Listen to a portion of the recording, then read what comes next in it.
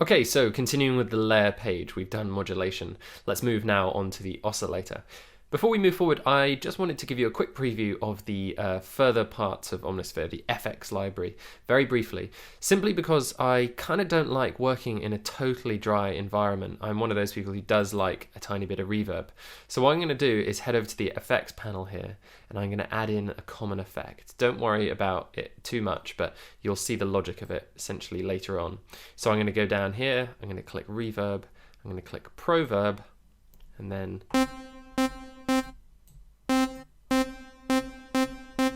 make this a tiny bit less.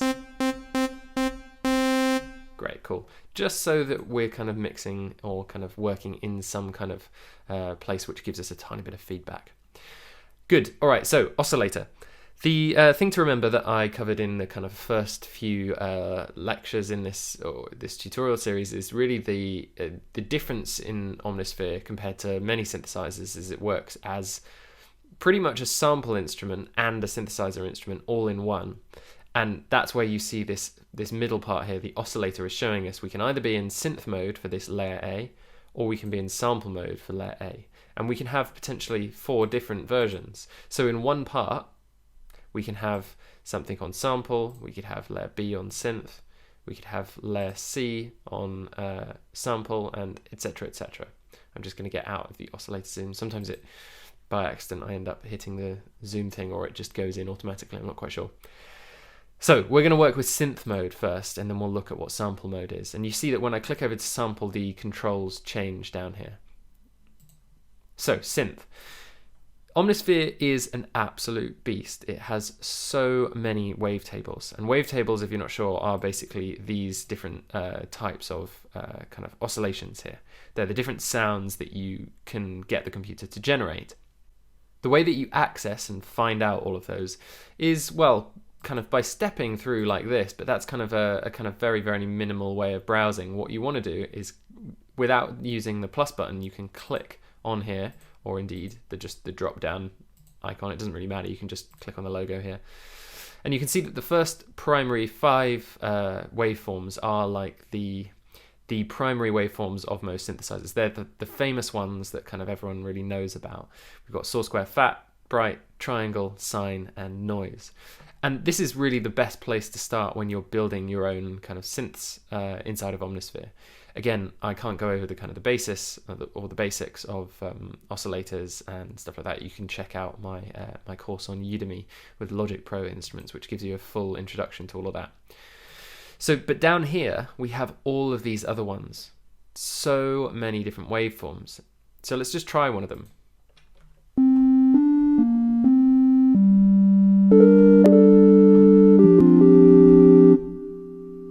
Kind of a really mellow one. Let's try a different one.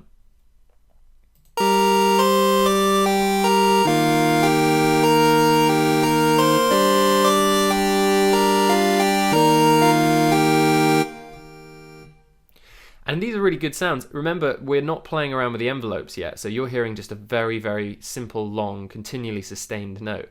Some of these work better as plucks and bass lines and different envelopes and attacks and stuff like that.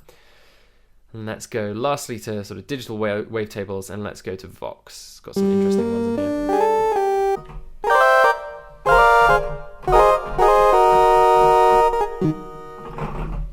Cool, yeah, so these ones are a lot more vocal like these ones.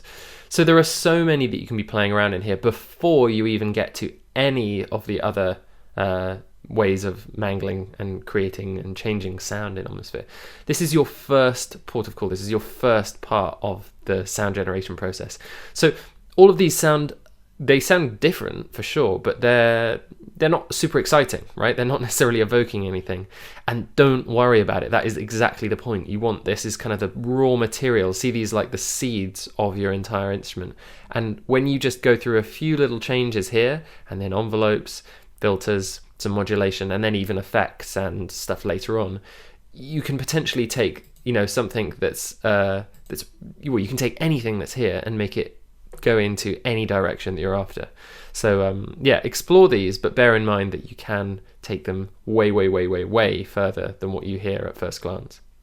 So let's stick with this one, chorale. And let's have a little look at these sliders down here. I'm not going to look at these things here, FM, RM, WS, etc., because these basically, when you click on them, force you to go into oscillator zoom. And this is where we start working with FM synthesis, ring mod, wave shapers, unisons, harmonization. Oh, no, that's it, it's harmonia, that's it. And then granular synthesis. This is where you turn all of these on, and we don't want to do that. So I'm going to go out of that. We'll cover that in a future video. So basically, each of these sounds that you're clicking here is what's called a wavetable. And a wavetable is kind of, it's this shape of wave, but it's not just that shape of wave. It's you have the ability to kind of cycle through a number of different versions of that wave, right? You see here, someone set up a wavetable. However, it's either been generated or created or whatever. I'm not totally sure on the process of that. But they give you all of the options in here, right? And let's have a little listen to what happens with the sound when I move the shape of this wavetable.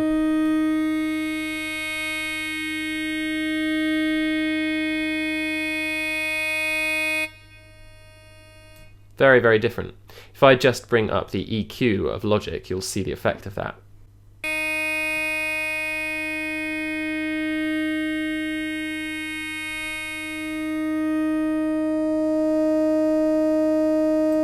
So you're really changing the kind of overall effect and the upper harmonics of that sound through modulating or moving through the shape of the wavetable.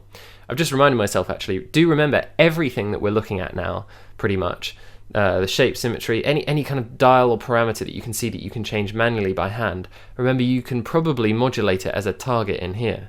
So let's just double check that. So we want to, let's say we wanted the shape to kind of go like this. I don't know why, but you know, you'd find some kind of application. So shape, we go to oscillator, and then we go to synth shape down here. Sometimes it's quite hard to find because there's a lot of stuff. Yes, great, good one. So you can see that I got that right because that has now turned blue, right? So let's modulate it with an LFO. Let's turn up the rate, we'll cover this later.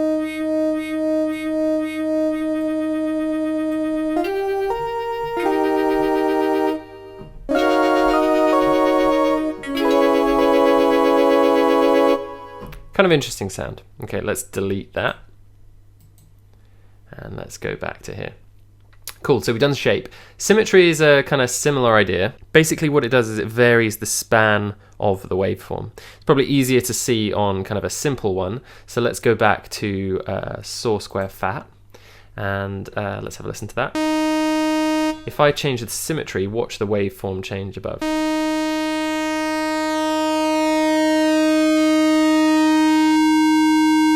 So what this does, you see there's huge symmetry now, right? Complete symmetry, whereas there's not symmetry here. And this is what's known, if you're modulating, this is called pulse width modulation. It's a kind of technique in synthesis you can kind of look up and get into. So that's where you'd access that symmetry. Hard sync's a really interesting one. I cover this in my course on logic synthesizers. Basically, it's about taking a master oscillator and then bringing in a slave oscillator, which basically has to conform to whatever the master is doing. That's a very, very simplified way of doing it. But basically, what you end up with is the combination of two oscillators mixing with each other, which ends up creating higher partials.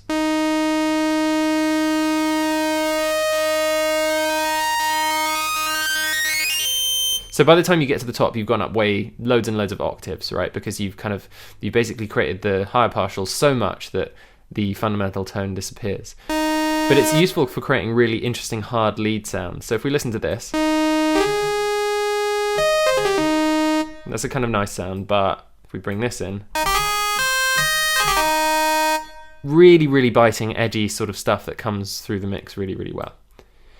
So analog here, that was all the way up, that was kind of halfway up. I don't know why, I should have put it down. But anyway, basically what analog does is it kind of brings in and tries to emulate the kind of natural characteristics of a real synthesizer. So an analog synthesizer, not a digital one like Omnisphere.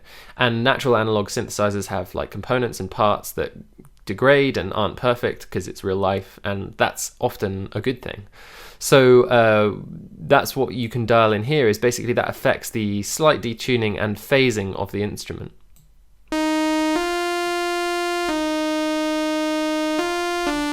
But you'll notice actually it doesn't have a huge effect on the phasing yet, because what you need, I remember now, you need 2 instruments. So you need, or 2 layers at least, to have phasing coming in. So what I'm going to do is I'm going to show you something that we'll cover later, which is a kind of another thing about, remember I said about the contextual menus in Omnisphere are really useful. What I want to do is I want to get this part over to B, right? And I don't want to have to kind of rebuild everything, to be honest. It's not actually that complex, but you can imagine if I'd been working on this layer A for like 20 minutes or something, and then I was like, hey, I want to use that as a starting point in layer B. There are numerous ways of doing it. You could save it as a patch, sort of, and then, well, that kind of wouldn't work. So the way that you do it with a part level is you go up to utility, you go down and click copy layer, because we've now got layer A copied on the special Omnisphere clipboard, and we go over to B, go back up to the utility menu and hit paste, paste layer, and it comes through. So that's what we've got, right?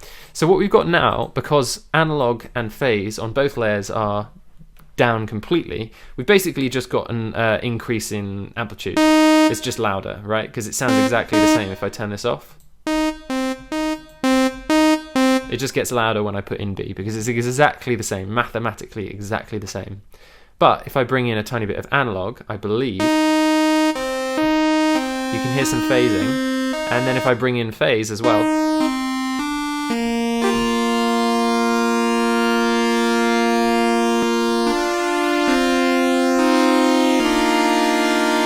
it's a lot like what happens when you have 2 singers singing with each other, or more than that actually. It would be more in the way that the waves are acting here. You have a wonderful kind of synergy that happens through the voices not being exactly the same. And you don't want everyone's voice in a choir to be exactly the same. In fact, obviously that's impossible. The beauty comes from this wonderful interaction between the smallest little parts of each waveform going together to make this one whole kind of wholesome sound. And that's what you build in phasing for. Cool, so let's have a look at sample mode. So sample mode works by loading in a sound source, which is very different to a patch. If I open up a patch here and go to let's just go to anything actually here. I don't know what I'm choosing.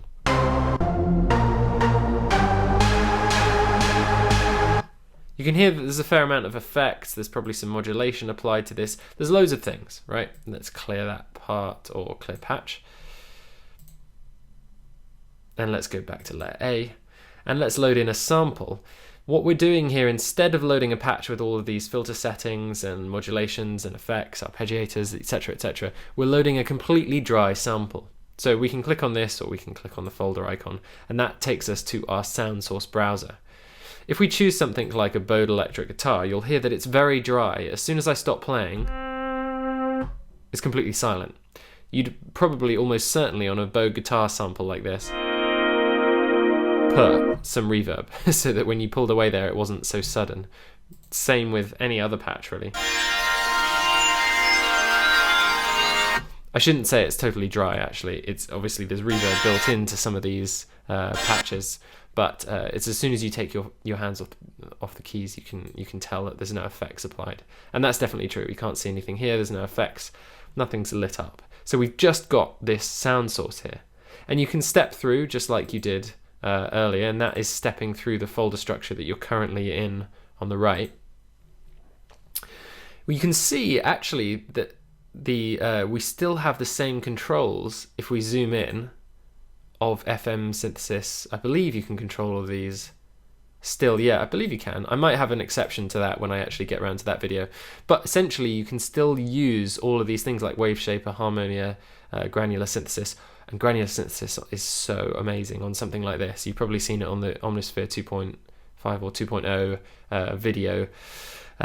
Their kind of first video that they released, they showed granular synthesis on a kind of a jazz quartet, and it was just beautiful. So anyway, we're going to leave that and we'll come back to it later on. Just know that you can have all of those effects there as well. So below we have the timbre slider, and I'm going to change this over to crush because it's the most obvious one.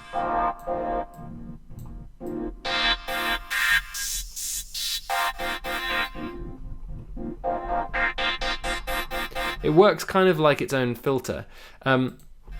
Bit crushing and filtering are applied to the sound source. So it's basically, you'll hear the sound of it when we get to it. Timbre shift mode is slightly different. It changes the mapping of the samples in one direction and changes the pitch in the opposite. The results can be kind of to do with, can result in kind of like different harmonic changes in the sound source. But if I'm honest, I don't often notice it. If I just show you the result with this one, so.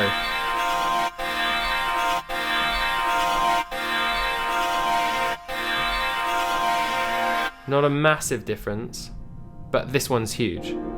This is like a big old kind of filter, low pass filter that we're just opening up. And this, this you have to re-trigger the sample. It's not like a synth where if you were changing the shape, it would change as you're holding it. You have to re-trigger it. So reverse is pretty obvious. It's not going to be obvious on this sample though. So let's go to let's do a one shot. Okay, if we reverse this, you can hear that we've reversed it, right? And we can change the start point because there was a bit too much of a weight there. So I can do this.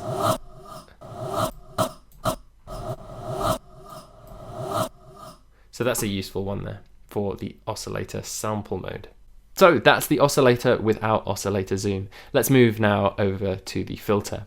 So this is our sound. And you can see that over on the side here. If we turn on the filter, currently it's on a basic 12 dB low pass filter, which means that it's going to be cutting off the high end and leaving the low end. Right, I'm just going to turn this envelope down, you'll see why later.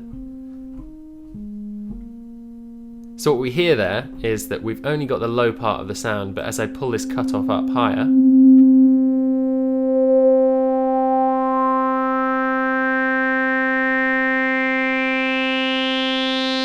you get the idea, right? So that's where we're cutting off the sound, and that would invert, obviously, if we were doing a high pass filter. Let's do not dual high pass, but just high pass crisp. So there, we're cutting off more and more and more of the low sound. And here we've got all of the sound, right? So it's a different, you have all of these different filters doing different things.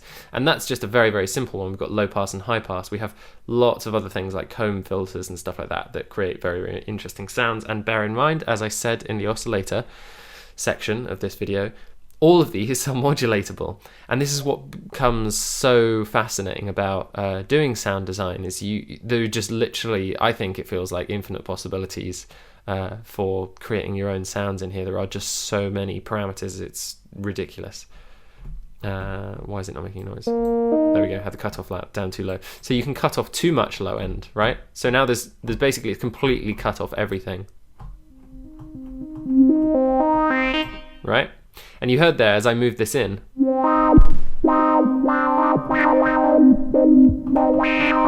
what I'm actually doing there is creating a kind of wah effect, which is basically what wah is from. It's from modulating the cutoff of a filter in a certain way. And that's where you get wah. So we can do some really interesting stuff at kind of emulating sounds that you've heard before. And this is what I find so exciting about sound design is you're like, oh my God, this is how you create the sounds that I love. You know, I know now how to create it, so I'm going to create my own version. Anyway, stop rambling. We've got resonance next. So the point of cutoff is obvious, right? But what you can do is you can boost or kind of not boost the point of cutoff. What I should have had there for the point of cutoff was that setting. Whereas now, if I push this up, look over here where the point of cutoff is.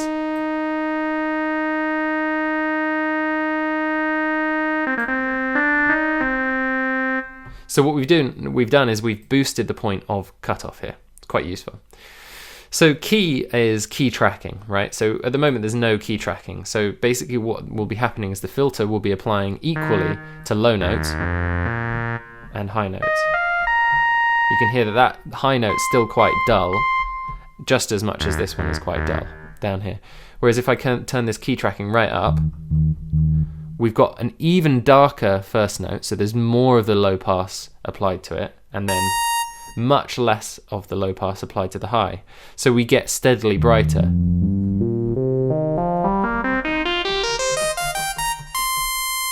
right? Then we've got the full sound over there. So that's what key tracking's for. And you can, of course, invert that, which is quite useful by clicking on this button here. So now the lower notes are going to be way open, and then as we get higher, we get the filter applying more and more and more and more.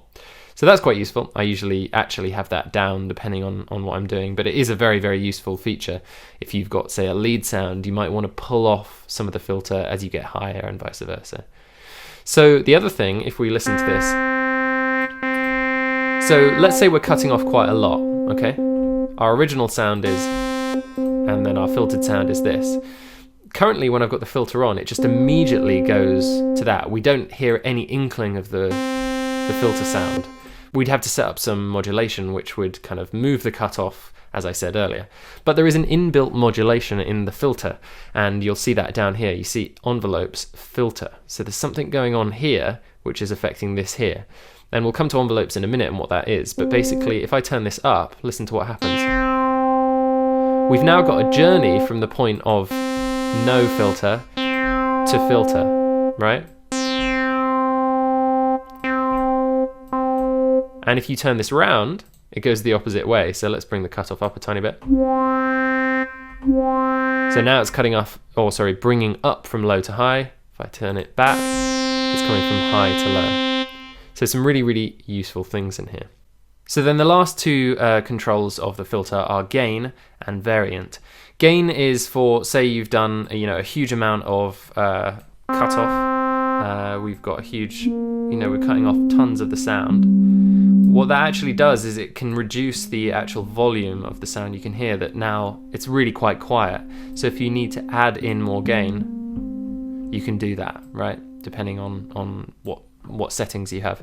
And the variant is basically to do with the variant of the filter in the stereo field. I haven't played around with this too much, but I'm pretty sure what it's to do with is, if you're listening on headphones right now, you can hear that there's basically a difference in the left field and the right field.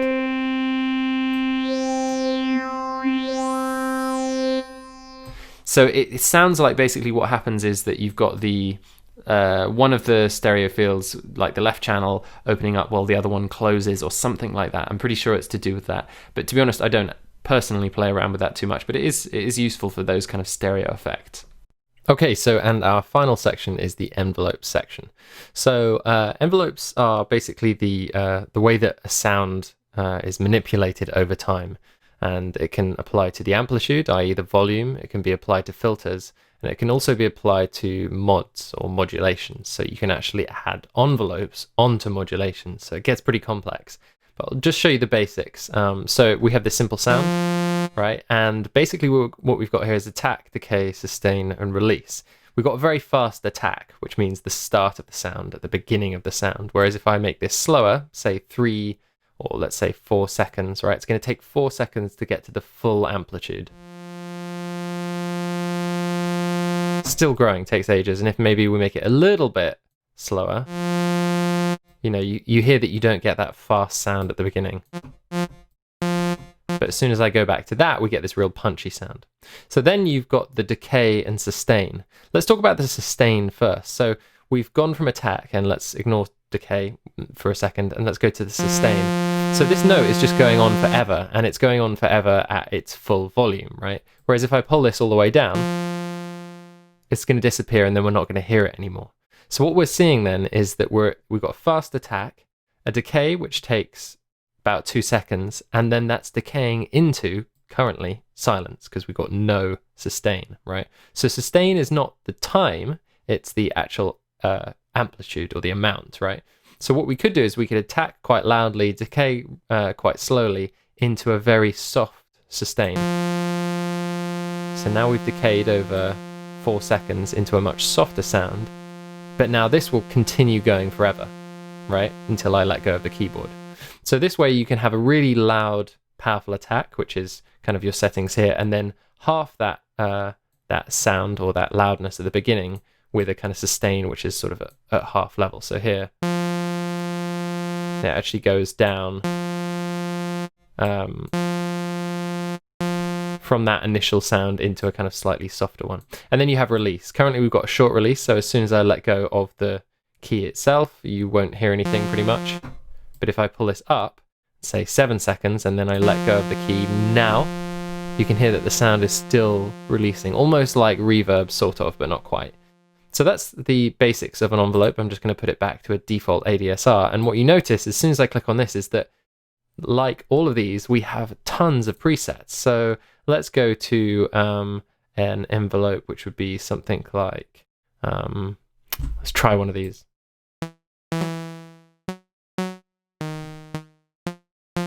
Right? And what you notice here is we actually haven't got your standard kind of envelope, right? We're not just going from attack to case, sustain, release. It's actually looping. It's turning into its own kind of sequencer or arpeggiator or something like that, right? And this is where you'll start to understand, if you zoom in here, you'll see that we've got a very, very complex envelope going on, right? If we reset it back to a standard default ADSR and then zoom in and see what's happening here, this is where we get the standard ADSR. Sharp attack, decay into the sustain, and as soon as I let go of the key, we'll be into the release, which will be from here onwards, and then it disappears, right? So again, this is a really complex menu when we go and dive into the this zoom menu here, but we're not going to go into it in this video. So that's amplitude. The same thing can be applied to filters. So if we have a filter going on, right, we currently have a fast attack down into that, whereas if I bring this up a bit, we can hear that filter coming in much slower, right? So it's the same concept of the ADSR in the amplitude section applied to the filter section. So then we have the mod envelopes, where what we can do is we can send this kind of complex envelope structure here as a modulation source, right? So instead of choosing an LFO1 or something like that, or your velocity, what you can do is you can actually choose modulation envelope 1. And that's this thing here. So this modulation is going to be sent to whatever we want. So let's send it to pitch to be really obvious.